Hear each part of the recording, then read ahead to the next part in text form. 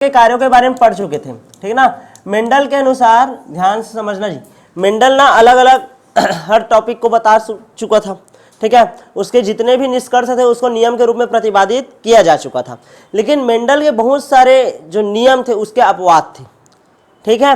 Mendel ने जो जो नियम दिया था उसका बहुत सारा क्या था, अपवाद था। जैसे कि एक नियम दिया गया था मेंडल का, प्रभाविता का नियम, ठीक है, कि मान लो एक प्रभावी लक्षण वाला एलील है, एक अप्रभावी लक्षण वाला एलील है, तो प्रभावी अपना प्रभुत्व को क्या करेगा, प्रकट करेगा, ऐसा था।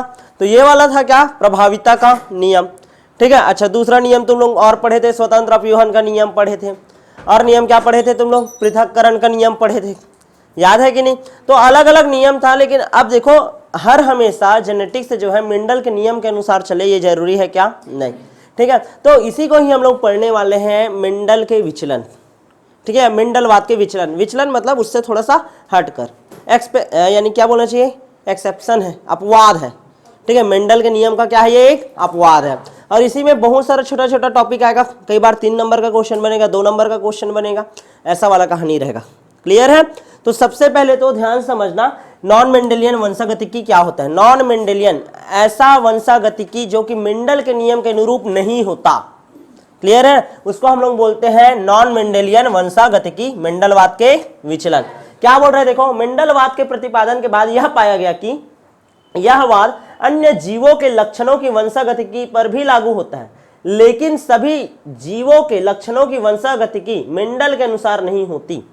अधिकांशतः जितना भी वंशागतिकी होता है मेंडल के अनुसार होता है, लेकिन कुछ जीवों में ऐसा मेंडलवाद की तरह वंशागतिकी लक्षण नहीं पाया जाता। मतलब जो बोलते थे ना, लंबा पौधा है, बौना पौधा है, तो उसका पहला पीढ़ी क्या आएगा, लंबा, लेकिन ये हर हमेशा हो ऐसा जरूरी है क्या, नहीं, मंझला भी आ जाता है ना, ठीक है ना, ऐसा वाला कहानी है, ठीक है। तो वही बोल रहा है, बल्कि कई लक्षणों की वंशागतिकी मेंडलवाद के विचलन अथवा अपवाद को प्रदर्शित करती है, मतलब मेंडल के अनुरूप नहीं होती, ठीक है। अर्थात ये लक्षण मेंडलवाद के विपरीत अलग अलग रूप से विस्तृत होती है। इस प्रकार की वंशागतिकी को हम लोग बोलते हैं नॉन मेंडेलियन वंशागतिकी, क्लियर है। मतलब जो मेंडल के नियम का पालन नहीं करेगा, उन सभी टॉपिक के बारे में पढ़ेंगे, लेकिन उसको पढ़ने से पहले हमको जानना है जीन इंटरेक्शन क्या होता है। इंटरेक्शन, इंटरेक्शन मतलब क्या होता है, कुछ बता सकते हो, बातचीत, क्या, बातचीत। इंटरेक्शन मतलब हम लोग ये समझ सकते हैं कि हाँ क्या है, ये बातचीत। जैसे कि मैं एक कोशिका बना रहा हूँ, ध्यान से समझना, ये एक कोशिका है, ठीक है ना। इस कोशिका के अंदर हमारा उपस्थित है क्या, एक मिनट रुको, ये हमारा क्या है, केंद्रक है, क्या है, केंद्रक। कोशिका के अंदर केंद्रक है, और यहाँ पास उपस्थित है हमारा क्या, गुणसूत्र, क्या है, गुणसूत्र। यहाँ तक क्लियर है। अब मैं बात कर रहा हूँ जीन इंटरेक्शन, जीन आपस में बातचीत करता है, कैसे बातचीत करता होगा, ध्यान से देखो। जीन अन्योन्य क्रिया बोल रहा हूँ, इंटरेक्शन कर रहा है बोल रहा हूँ, एक जीन दूसरे जीन के साथ अन्योन्य क्रिया कर रहा है, बातचीत कर रहा है, मतलब एक दूसरे को क्या कर रहा है, प्रभावित कर रहा है, एक हिसाब से। अब वो जीन लेवल पर नहीं होगा, वो कौन से लेवल पर होगा, प्रोटीन लेवल पर। जैसे कि हम लोग ये पढ़ते हैं ना, ऐसे सुनोगे, भारत और पाकिस्तान में युद्ध हुआ, क्या भारत और पाकिस्तान युद्ध कर रहा है क्या, नहीं, उसका मिसाइल युद्ध कर रहा है, समझ रहे हो नहीं, उसका मिसाइल है, उसके सैनिक जा रहे हैं वो, लेकिन या क्या वो भूखंड लड़ रहा है क्या, नहीं। Same to same gene interaction का बात कर रहा हूं, तो इसका मतलब कदापि ये नहीं है कि हाँ ये जीन है, ये जीन है, ये दोनों आपस में इंटरेक्ट कर रहे हैं, उनके जो प्रोडक्ट है ना वो इंटरेक्ट कर रहे हैं। जैसे कि मान लो ये जीन क्या है, तुम्हारा एक क्या बोलना चाहिए, समयुग्मजी जोड़ा है, ये भी है समयुग्मजी जोड़ा, और यहाँ पास, ठीक है, चलो ये एक एलील है, ये वाला पार्ट है ना, ठीक है, ये ऐसा है। अब यहाँ पास से ध्यान से समझना, ये लोकस है, यहाँ पास से ये कोई प्रोटीन बनाता होगा ए, ठीक है ना, और ये कोई प्रोटीन बनाता होगा क्या, बी, क्या बनाता होगा, बी। तो इसमें ऐसा हुआ होगा कि ये प्रभावी हो गया होगा और ये क्या हो गया होगा, अप्रभावी, समझ रहे होगे नहीं। तब प्रभावी जो था इस अप्रभावी को क्या कर दिया, दबा दिया होगा, मतलब प्रभावित कर रहे हैं, समझ आ रहा है कि नहीं। तो जब, ध्यान से समझना, मैं युग्म विकल्पी जीन अंतरक्रिया बता रहा हूं, इंट्रा एलिलिक जीन इंटरेक्शन क्या होता है, ठीक है ना। इंट्रा एलिलिक जीन इंटरेक्शन क्या होता है कि मान लो कोई कोशिका है, तो कोशिका में जो केंद्रक है, केंद्रक में जो तुम्हारा क्रोमोसोम का जोड़ा है, समयुग्मजी जोड़ा है, ठीक है ना, उसमें जो जोड़ा है, ध्यान से सुनना, उसमें लोकस पर उपस्थित जो जीन है, ठीक है ना, एक ही लोकस पर उपस्थित जीन जो है उनके मध्य क्या हो, यदि इंटरेक्शन हो, समझ रहे हो कि नहीं, उनके मध्य क्या हो यदि इंटरेक्शन हो, तो इसको हम लोग बोलेंगे युग्म विकल्पी जीन अंतर क्रिया। क्या बोलेंगे? युग्म विकल्पी जीन अंतर क्रिया। चलो मान लो मैं ऐसा बोलूं कि ये एक दूसरा लोकस ये भी आ गया आपको, ठीक है ना। अब ये दूसरा लोकस बना है तो यहाँ पास से भी कुछ उत्पाद बनता होगा, ये ऐसा टाइप का कुछ उत्पाद बना देते हैं, और यहाँ पास से कुछ उत्पाद बनता होगा, उसको कैसे बनाए यार, कुछ अलग टाइप से, ऐसा टाइप से बना दे। क्लियर है कि नहीं, समझ आ रहा है कि नहीं? तो ये और ये आपस में भी बातचीत करते होंगे, समझ आ रहा है कि नहीं, बातचीत करते होंगे मतलब आपसी कुछ ना कुछ क्रिया करते होंगे, कोई एक प्रभावी होगा कोई अप्रभावी होगा, क्या पता दोनों दोनों प्रभावी होंगे। जैसे कि ये एक लक्षण का गुण है, मान लो ये बालों के रंग वाला है, और ये वाला कौन सा है? आंखों का रंग वाला है, ये वाला जगह जी। तो यहां पास ये ब्लैक आई का था और ये किसका था? ब्राउन आई का था। तो ब्लैक क्या हो गया? ज्यादा प्रभावी हो गया, इसको दबा दिया। यहां तक समझ आ रहा है कि नहीं? तो जब एक ही लोकस पर उपस्थित ये जो जीन है इनके मध्य इंटरेक्शन हो तो इसको हम लोग बोलेंगे युग्म विकल्पी जीन अंतर क्रिया। क्या बोलेंगे? क्लियर है ना, युग्म विकल्पी जीन अंतर क्रिया। इंटरा, ठीक है ना, इंटरा मतलब अंदर खुद के, जैसे कि ये बोलते हैं ना अंतराशालीय क्रीड़ा प्रतियोगिता, ठीक है, यानी कि उसी स्कूल के अंदर 6वीं 7वीं 8वीं 9वीं के बच्चों के बीच में। फिर अंतरशालीय मतलब कन्याशाला अलग, बॉयज स्कूल अलग, समझ रहे हो ना, अलग अलग टीम जाएगा, ऐसा वाला, जैसे हाइड्रोजन बंद में बताता था ना, याद करो, सेम टू सेम ऐसे ही समझो। तो ये हो गया युग्म विकल्पी जीन अंतर क्रिया। और मान लो ये अलग अलग लोकस पर उपस्थित है, अब ये वाला इसको प्रभावित कर रहा है, ये आंखों बालों का रंग है और ये आंखों का रंग है, तो आंखों का रंग फिर से ब्लैक, ठीक है, और क्या कर देते हैं? ब्राउन कर देते हैं। तो मान लो इन दोनों में कोई संबंध स्थापित हो रहा हो, या फिर ऐसा भी हो सकता है ना भाई, यहां पास भी डिफरेंट अब जोड़ा है उसको प्रभावित कर रहा हो, ये वाला, समझ आ रहा है कि नहीं? मतलब बालों का रंग मान लो किसको प्रभावित कर रहा हो? आंखों के रंग को, और वो भी कौन से लोकस वाला? अलग लोकस वाला। तो ये वाला होगा, वो होगा अयुग्म विकल्पी जीन अंतर क्रिया। क्या बोलेंगे उसको? अयुग्म विकल्पी जीन अंतर क्रिया। समझ आया मैं क्या बोल रहा था? चलो अब इसको इधर देखते हैं, ध्यान से समझना। इस प्रकार की अन्योन्य क्रिया एक ही जीन के एलील्स के मध्य होती है। इस प्रकार की अन्योन्य क्रिया में एक जोड़ी जीन भाग लेती है। यह क्रिया सेम लोकस पर होती है। सेम लोकस था ये वाला जी, ठीक है, एक जोड़ा ही भाग लिया है जीन का, सेम लोकस पर होता है, और एक जोड़ी जीन क्या लेता है? भाग लेता है। क्लियर? अर्थात एक जीन के दो युग्म विकल्पी जो समजात गुणसूत्र पर, समजात गुणसूत्र है ये दोनों, पर एक ही लोकस, एक ही ठोक लोकस बनाया हूं, एक ही लोकस पर जाए और उनके मध्य होने वाली अंतर क्रिया को क्या बोलेंगे? Intra allylic gene interaction. क्या बोलेंगे? Intra allylic gene interaction. Clear? समझ आ रहा है कि नहीं? तो इसका उदाहरण क्या क्या है, यानी कि इतना सारा जो लंबा चौड़ा मैं बना रहा था ना कहानी, क्लियर कट, ध्यान दो, ठीक, ध्यान से समझो। ऐसा है तो यहाँ पास से ये वाला जो पार्ट है, यहाँ पास से कुछ बना प्रोडक्ट, अरे एक ही लोकस है ना, यहाँ पास से बना कुछ प्रोडक्ट। क्लियर है? एक प्रभावी हो गया और एक क्या हो गया? अप्रभावी। कौन से नियम को प्रभावित कर रहा है? मेंडल के अनुसार प्रभाविता। कौन सा नियम है? प्रभाविता। मेंडल के अनुसार चला, मतलब प्रभाविता का नियम किसके अंतर्गत आता है? युग्म विकल्पी जीन अंतर क्रिया। युग्म विकल्पी जीन, इसके बाद मैं बहुत सारा टॉपिक पढ़ाऊंगा। क्या क्या? देखो, सप्रभाविता पढ़ाऊंगा मैं, अपूर्ण प्रभाविता पढ़ाऊंगा, बहुयुग्म विकल्पी जीन पढ़ाऊंगा, घातक जीन पढ़ाऊंगा, बहुप्रभावी जीन पढ़ाऊंगा, अलग अलग प्रकार का इंटरेक्शन अभी पढ़ाऊंगा मैं, मतलब मेंडलवाद के अपवाद। तो वो सब किसके अंतर आएंगे? युग्म विकल्पी जीन अंतर क्रिया। मतलब समजात गुणसूत्र का जोड़ा है, समजात गुणसूत्र का क्या है? जोड़ा है, उसमें सेम लोकस पर, कौन से लोकस पर? सेम लोकस पर, हाँ यही वाला जगह में, समझ रहा हो ना, ये वाला जीन, इधर का जीन और इधर का जीन, ये मान लो प्रोटीन बनाता है। क्या बनाता है? प्रोटीन। जीन मतलब क्या है? डीएनए का खंड है, ठीक है ना। तो वो जो जीन है वो क्या बनाता है? आरएनए। आरएनए से क्या बनता है? प्रोटीन। तो वो जो प्रोटीन है, ठीक है ना, किस तरीके से यानी कि अपने आप को शो कर रहा है। क्लियर है ना? इनके मध्य यदि रिलेशन को पढ़ रहे हैं तो उसको बोल रहे हैं युग्म विकल्पी जीन अंतर क्रिया। क्लियर है ना? और इसके अंतर्गत सबसे पहला प्रभाविता वाला पढ़ा डाला हूं मैं। प्रभाविता का नियम रे, एक लंबा मटर का पौधा लिए, ठीक है, और क्या लिए? बौना मटर का पौधा लिए, दोनों का क्रॉस कराए। तो जो पहला पीढ़ी में संतति आया वो क्या था? लंबा था। समझ आ रहा है कि नहीं, यही वाला कहानी था। ठीक है, तो ये वाला जो था प्रभाविता का नियम, तो उसका संरचना कहाँ रहा होगा, वो जीन कहाँ रहा होगा, ऐसा ही स्थिति में रहा होगा कि दो समजात गुणसूत्र जोड़े रहे होंगे और उसमें सेम लोकस पर रहा होगा, एक लंबक वाला और एक बौना वाला। समझ आया। वैसे ही मैं अभी अलग अलग प्रकार का पढ़ाऊंगा। क्या क्या पढ़ेंगे हम लोग, अपूर्ण प्रभाविता, सह प्रभाविता, बहुप्रभावी जीन, समझ रहे हो ना, बहुप्रभाविता बोलते हैं जिसको, ठीक है ना। बहुप्रभाविता पढ़ेंगे, घातक जीन पढ़ेंगे और बहुप्रभावी जीन पढ़ेंगे, बहुयुग्म विकल्पिता भी पढ़ेंगे। जैसे कि यहाँ पास देखो, यहाँ पास ये एक क्रोमोसोम बनाया है, इस क्रोमोसोम का नाम दे दिया ए, समजात गुणसूत्र है तो जोड़ा है, तो यहाँ कैपिटल टी और स्मॉल टी सेम लोकस है ये, और इनके मध्य में अंतर क्रिया हो रहा है। मान लो गुणसूत्र ए के एक जीन कैपिटल टी और स्मॉल टी के मध्य अंतर क्रिया हो रहा है, तो इसको बोलेंगे युग्म विकल्पी जीन अंतर क्रिया। क्लियर है। अब अयुग्म विकल्पी क्या होगा, समजात गुणसूत्र का जोड़ा है तो इन्हीं दोनों के बीच में इंटरेक्शन हो अलग अलग लोकस पर, या फिर दो अलग अलग गुणसूत्र का जोड़ा है उनके मध्य हो, यानी कि स्थिति ये देखो, ये ए गुणसूत्र ही है, ठीक है, लेकिन इसके डिफरेंट लोकस के मध्य में हो, और ये ए और बी के मध्य में हो।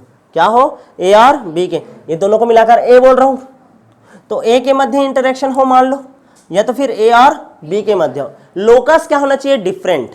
लोकस क्या होना चाहिए, लोकस मतलब समझ रहे हो क्या होता है, जहां पास जीन पाया जाता है। क्लियर ना। जीन क्या होता है, डीएनए का वह विशिष्ट खंड जो कि क्या बनाता है, प्रोटीन, एक्टिव भाग।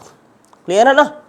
डीएनए का वह विशिष्ट खंड जो क्या बनाता है, प्रोटीन, उसको क्या बोलते हैं, जीन, या उसी का नाम है सिस्ट्रॉन। क्या बोलते हैं, सिस्ट्रॉन। भूलोगे तो नहीं ना, ठीक है। रिकॉर्ड भी हो रहा है क्लास, तो टेंशन नहीं है, एक बार देख लेना, क्योंकि यही वाला पार्ट थोड़ा सा समझाने में दिक्कत जाता है। देखो अयुग्म विकल्पी जीन अंतर क्रिया क्या होता है, अयुग्म विकल्पी जीन अंतर क्रिया, ठीक है, क्या है देखो, अलग अलग जोड़ी गुणसूत्र पर पाई जाने वाली जीन अयुग्म विकल्पी जीन कहलाती है। अर्थात अलग अलग जीनों के युग्म विकल्पी जो समान या अलग अलग गुणसूत्र पर, समान या अलग अलग गुणसूत्र पर पाए जाते हैं, इनके मध्य आपस में यदि अंतर क्रिया हो तो इसको क्या बोलते हैं, नॉन एलेलिक जीन इंटरेक्शन। क्या बोलेंगे, non allylic gene interaction. Clear है। युग्म विकल्पी जीन अंतर क्रिया ना बोलकर क्या बोलेंगे हम लोग, अयुग्म विकल्पी जीन अंतर क्रिया। क्या बोलेंगे, अयुग्म विकल्पी जीन अंतर क्रिया। क्लियर है। जैसे कि यहां पास देखो, ये ध्यान से देखो, ठीक है, देखो ये समजात गुणसूत्र ए और ये क्या है, बी। यहाँ पास देखो, यहाँ पास ही इसके और इसके मध्य होता था युग्म विकल्पी। मान लो इस दोनों के मध्य हो अंतर क्रिया, या तो फिर इन दोनों के मध्य हो अंतर क्रिया। समझ आ रहा है कि नहीं, ठीक है। यदि ए गुणसूत्र व बी गुणसूत्र के जीन के मध्य हो अभिक्रिया, या ए गुणसूत्र के दो भिन्न जीन, जैसे कि ये वाला लोकस का और इस वाले लोकस का, समझ आ रहा है कि नहीं, इनके मध्य हो अंतरक्रिया, तो इसको हम लोग बोलते हैं क्या, तुम्हारा अयुग्म विकल्पी जीन अंतरक्रिया। और इसके अंतर्गत फिर से दो उदाहरण पढ़ेंगे हम लोग, क्या क्या, पूरक जीन और प्रबलता। क्या पढ़ेंगे, पूरक जीन और प्रबलता। मतलब एक बहुत बड़ा बड़ा टॉपिक है ना वो, ठीक है। तो दो चीज तो तुमको समझ आ गया होगा एकदम क्लियर कट। जीन इंटरेक्शन कितने प्रकार का, दो प्रकार का, एक युग्म विकल्पी और एक अयुग्म विकल्पी। युग्म विकल्पी में एक ही लोकस पर उपस्थित दो जीन के मध्य अंतरक्रिया, ठीक है, और अयुग्म विकल्पी में दो विभिन्न लोकस जो समजात गुणसूत्र पर हो भी सकते हैं और नहीं भी, उनके मध्य क्या होता है, अंतरक्रिया। क्लियर है। यहां तक समझ आया कि नहीं। तो इसी चीज को फ्लो चार्ट बना दिया है। युग्म विकल्पी जीन अंतरक्रिया में अपूर्ण प्रभाविता पढ़ना है, सप्रभाविता पढ़ना है, बहुयुग्म विकल्पिता पढ़ना है, घातक जीन पढ़ना है, बहुप्रभावी जीन। पांचों पांचों बहुत ज्यादा एमपी, बहुत बहुत बहुत ज्यादा एमपी। और इधर का नहीं पढ़ना है तुमको, ज्यादा पढ़ना नहीं है, आज तक आया भी नहीं है, ठीक है। तुम्हारे बोर्ड में नहीं है, बता जरूर दूंगा, ठीक है, लेकिन बोर्ड के लिहाज से एकदम टेंशन इसके लिए लेना नहीं है। हमको ये पांचों टॉपिक अच्छे से क्लियर कट करना है, ठीक है। तो सबसे पहला तो हमारा टॉपिक है, प्यारा सा एकदम टॉपिक है, अपूर्ण प्रभाविता। क्या है, अपूर्ण प्रभाविता। लेकिन अपूर्ण प्रभाविता को पढ़ाने से पहले थोड़ा सा, ठीक है ना, थोड़ा सा क्या, थोड़ा सा आइडिया लेते हैं। क्या होता है सह प्रभाविता, क्या होता है तुम्हारा प्रभाविता, क्या होता है अपूर्ण प्रभाविता, और क्या होता है प्रभाविता। प्रभाविता क्या, प्रभाविता, तीन चीज होता है, ध्यान से समझो, ठीक है। तीन टॉपिक होता है, एक होता है प्रभाविता, एक होता है अपूर्ण प्रभाविता, और एक होता है तुम्हारा क्या, सह प्रभाविता। क्या होता है? सह प्रभाविता। देखो क्या होता है, मेंडल के अनुसार ही चले, ठीक है, ध्यान से समझते जाना, बहुत मजा आएगा अभी, ठीक है, ध्यान दो। देखो ऐसा है, एक लाल फूल है और उसका क्रॉस करवाया हूं मैं सफेद फूल के साथ। किसके साथ? सफेद फूल के साथ, ठीक है ना। लाल फूल है, उसका क्रॉस किसके साथ करवाए? सफेद फूल, ठीक है। अब पहला पीढ़ी आएगा F1 पीढ़ी। यदि प्रभाविता नियम चले, मेंडल के अनुसार चलो, तो क्या होगा? चलो बताओ, कौन सा फूल आएगा पहला पीढ़ी में? लाल आएगा। लाल क्योंकि क्या है? प्रभावी है, ठीक है, लाल फूल आएगा भाई पहला पीढ़ी में। क्लियर है? रेशियो क्या रहेगा? 3:1। सही में एक ही आएगा ना यार, लाल फूल आएगा ना, सबके सब प्रभावी। पहला पीढ़ी, दूसरा पीढ़ी का रहता है 3:1। हम पहला पीढ़ी पढ़ रहे हैं अभी, ठीक है। याद करो, जैसे लाल फूल है, कैपिटल आर, इसको स्मॉल आर, तो यहाँ पास का एक कैपिटल आर आया, यहाँ पास का एक स्मॉल आर आया, तो दोनों का क्रॉस होता है आर और आर, ऐसा बस बना ना लाल फूल। तो ये मेंडल के अनुसार है, मेंडल चच्चा अनुसार, ठीक है ना। लाल फूल आया, चलो भाई एक बना देते हैं फूल, मस्त बनाते हैं भाई, ठीक है। कहाँ है यार तू? और एक सफ़ेद कर देते हैं, ठीक है। चलो देखो लाल फूल है ना, एकदम मस्त है ये देख, ठीक है, लाल फूल। और ये बना देते हैं क्या? सफ़ेद फूल, ठीक है ना। दोनों का क्रॉस हुआ तो आया है क्या हमारा? लाल फूल। क्लियर है? कोई दिक्कत नहीं? ठीक। अब ये था किसके अनुसार? मेंडल के अनुसार, ठीक है। लेकिन मेंडलवाद का विचलन क्या बोलता है? मेंडलवाद का विचलन क्या बोलता है कि जब मैं लाल फूल और सफेद फूल का क्या करूं? क्रॉस कराऊं, तो जो पहला पीढ़ी आएगा ना, ठीक है, वो जो आएगा वो रहेगा गुलाबी फूल। क्या जाएगा? वो गुलाबी फूल। असल में हुआ ये होगा कि जो लाल कलर है, जो प्रभावी लक्षण वाला है, वो अपना प्रभाव अपूर्ण रूप से प्रदर्शित किया। लाल डार्क होता है, गुलाबी थोड़ा सा हल्का लाल है ना, तो अपना प्रभाव छोड़ रहा था सफेद के ऊपर, लेकिन पूरी तरीके से छोड़ नहीं पाया। यदि पूरी तरीके से छोड़ देता तो लाल कलर आता, आधा छोड़ा, इस कारण कौन सा कलर आ गया? गुलाबी। क्लियर है ना? तो कौन सा फूल आ गया हमारा? गुलाबी फूल, ठीक है। लेकिन जो सहप्रभाविता है, सहप्रभाविता, ठीक है ना, सहप्रभाविता में कैसा वाला फूल आ जाएगा? ध्यान देना, सहप्रभाविता क्या बोलेगा कि नहीं, मैं दोनों लक्षणों को लेकर चलूंगा। ये ऐसा आया, ऐसा आया, दोनों के दोनों कलर शो होंगे, लाल भी और सफेद भी। समझ आ रहा है कि नहीं? क्लियर है? तो एक ही चीज है भाई, ध्यान से समझो, थोड़ा थोड़ा सा बस फर्क है, ठीक है। प्रभाविता क्या निकाल रहे तुम्हारा? केवल लाल फूल वाला कहानी है मेंडल के अनुसार। लेकिन जब कौन सा चले तुम्हारा? अपूर्ण प्रभाविता, तो प्रभावी जो लक्षण है वो अपूर्ण रूप से अप्रभावी के ऊपर अपना क्या दिखाता है? प्रभाव दिखाता है। तो कौन सा कलर आ गया? गुलाबी कलर आ गया।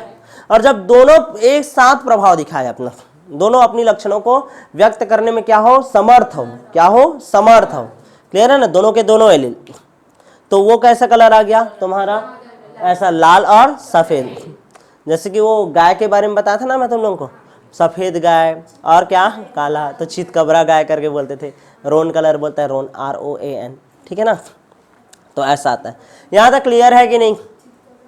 तो इस टाइप से रहेगा। तो हम लोग इसके बारे में तो पूरा पढ़ डाले हैं, लाल फूल वाला कहानी, प्रभाविता वाला जी, मेंडल का कहानी क्लियर है ना। अब हम लोग ये सब अपवाद क्यों आता है, अपूर्ण प्रभाविता क्या है, सहप्रभाविता क्या है, इसके ऊपर बढ़ते हैं। सबसे पहले हम लोग पढ़ेंगे अपूर्ण प्रभाविता, ठीक है। क्या बोल रहे हैं? मेंडल के प्रभाविता के नियम के अनुसार F1 पीढ़ी में प्रभावी लक्षण वाला होना चाहिए, लेकिन कुछ जीवों में F1 पीढ़ी की संतति दोनों लक्षण से भिन्न लक्षण होती है। या तो सफेद फूल आता या तो लाल फूल आता, दोनों को दोनों नहीं आया, दोनों से अलग आया। कौन सा फूल आ गया? गुलाबी। क्लियर है ना? अपूर्ण प्रभाविता में F1 संतति में प्रभावी एवं अप्रभावी दोनों कारक उपस्थित तो होते हैं, किंतु प्रभावी कारक पूर्ण रूप से अपना प्रभाव नहीं दर्शाता। इसके परिणाम स्वरूप दोनों जनकों से भिन्न एवं मध्य प्रकार की संतति उत्पन्न होती है, अर्थात प्रभावी एलील अपूर्ण रूप से अप्रभावी एलील पर प्रभावी है। समझ आया कि नहीं?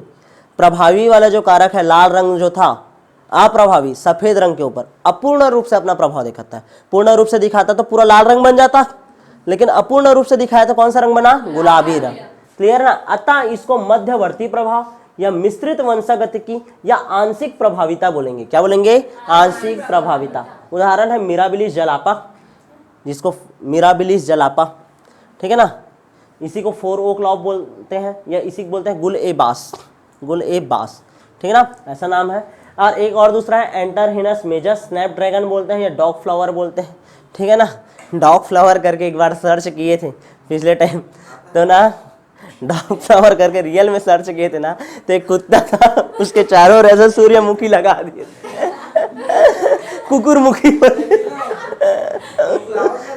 नहीं, रियल में वो फ्लावर दिखता है एकदम पूरा डॉग शेप का ही रहता है, यानी कि उसका जो शुरुआत रहता है ना, देखना तुम लोग सर्च करना, ठीक है, ऐसा रहता है। अच्छा, तीसरा है एंडाल्यूसिन मुर्गा का, ठीक है। मुर्गे में जो पंख का लक्षण है ना, उसमें भी दिखाया जाता है। जैसे कि ध्यान से सुनना, मिराबिलिस जलापा, उदाहरण देखो मिराबिलिस जलापा। कार्ल कोरेंस ने सर्वप्रथम इसी पादप में अपूर्ण प्रभाविता की खोज की। इस कारण कभी भी एग्जाम्पल लिखोगे अपूर्ण प्रभाविता का तो किसको लिखोगे? Mirabilis जलापा, mirabilis जलापा। क्लियर है ना? ठीक है। मिराबिलिस में पुष्प के रंग के आधार पर 3 प्रकार के पादप पाए जाते हैं, लाल, सफेद और गुलाबी। पेरेंट्स है लाल पुष्प और श्वेत पुष्प यानी सफेद पुष्प जी। पहला पीढ़ी में आएगा कौन सा? पिंक, ठीक है। अच्छा, दूसरा पीढ़ी, चलो देखो, ओए ध्यान दो, ये लाल पुष्प और ये तुम्हारा सफेद पुष्प, तो ये बनेगा तुम्हारा आर और ये स्मॉल क्रॉस हुआ, तो यहाँ पास कैपिटल आर स्मॉल आर। कौन सा कलर आया? गुलाबी। कौन सा आ गया? गुलाबी। क्लियर है ना? अब इसका फिर से क्या होगा? तुम्हारा क्रॉस होगा, capital R small R, capital R small R, तो R R R R R R small R small R. तो ध्यान देना, लाल पुष्प आर आर वाला, ठीक है ना, गुलाबी नहीं नहीं नहीं, कैपिटल आर, गुलाबी क्या आ जाएगा? Capital R small R. और श्वेत पुष्प कैसा आएगा? Small R small are. 1 2 1, 1 2 1, यानी कि 1:2:1। ये क्या है? फिनोटाइप है। जीनोटाइप भी वही है, 1:2:1, ठीक है। तो भूलना नहीं भैया, फिनोटाइप और जीनोटाइप का अनुपात समान रहता है। किसमें? अपूर्ण प्रभाविता में। किसमें? और किसमें रहता था फिनोटाइप और जीनोटाइप अनुपात समान? याद करो, टेस्ट क्रॉस में। टेस्ट क्रॉस में 1:1, याद आ रहा है? सेम टू सेम रहता था, याद करना, पिछला क्लास रिवाइज करना, ठीक है। यहाँ तक क्लियर है? अच्छा, देखो भाई आगे बढ़े क्या? अब इसी को डील करना ना, जब एक लाल पुष्प व सफेद पुष्प वाले पादप में क्रॉस कराया जाता है तो पहला पीढ़ी में पादप गुलाबी रंग का होता है। इसका कारण यह है कि लाल रंग का जीन सफेद रंग की जीन पर अपूर्ण रूप से क्या हुआ? प्रभावी। जब गुलाबी पुष्प F1 पीढ़ी के पादपों में क्या किया जाएगा? स्वपरागण। तो F2 पीढ़ी में फिनोटाइप सामान्यता 3:1 के स्थान पर क्या आ गया? 1:2:1। और अपूर्ण प्रभाविता में F2 पीढ़ी का समलक्षणी और समजीनी अनुपात, समलक्षणी मतलब फिनोटाइप, समजीनी मतलब जीनोटाइप, क्या आता है? 1:2:1। क्लियर है कि नहीं? दूसरा उदाहरण देखो, ये मिराबिलिस जलापा का हो गया। दूसरा उदाहरण देखो, एंडाल्यूसिन मुर्गा।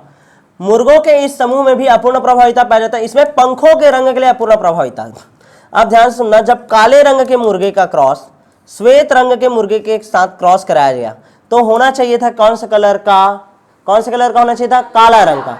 लेकिन कौन सा कलर का मुर्गा आ जाता है? नीला रंग का। कौन सा रंग का? नीला रंग का। कौन सा रंग का? नीला रंग का। क्लियर है ना?